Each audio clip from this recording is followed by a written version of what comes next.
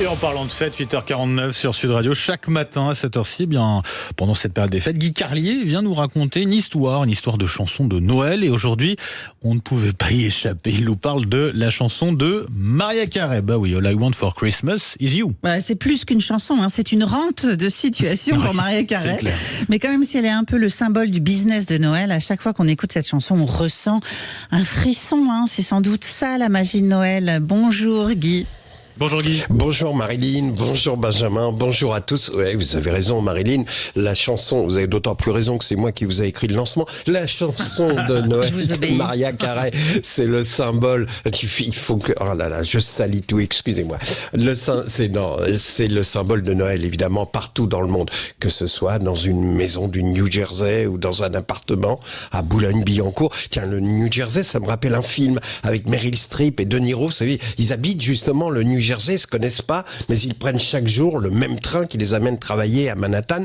En un quart d'heure, ils arrivent à Pennsylvania Station et la veille de Noël, on les suit l'un et l'autre qui font leurs achats de cadeaux dans la ville illuminée. Il y a des haut-parleurs qui diffusent des bruits de clochettes. Ils passent devant la patinoire du Rockefeller Center avec l'immense sapin de Noël de New York. Ils vont chez Macy's, une sorte de galerie Lafayette, en 10 fois plus impressionnant. Et puis, ils vont acheter des livres dans la grande librairie Rizzoli sur la 57e rue.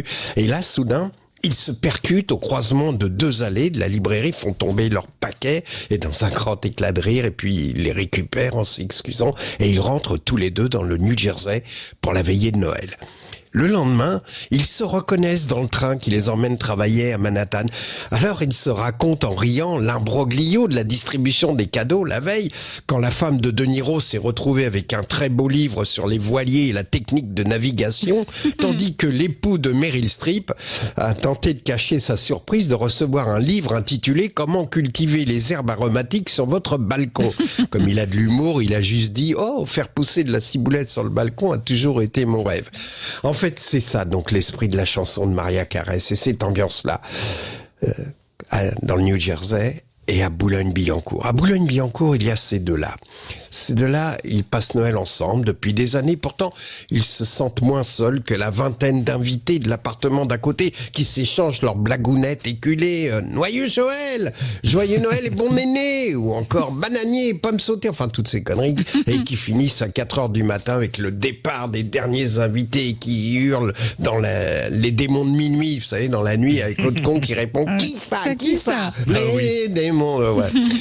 Le Noël de ces deux-là, à Boulogne-Billancourt, a une longue histoire. Il y a eu une séparation, une famille décomposée, un coup de téléphone il y a longtemps, avant un Noël. « Bonjour, c'est moi, tu as bien reçu la pension ?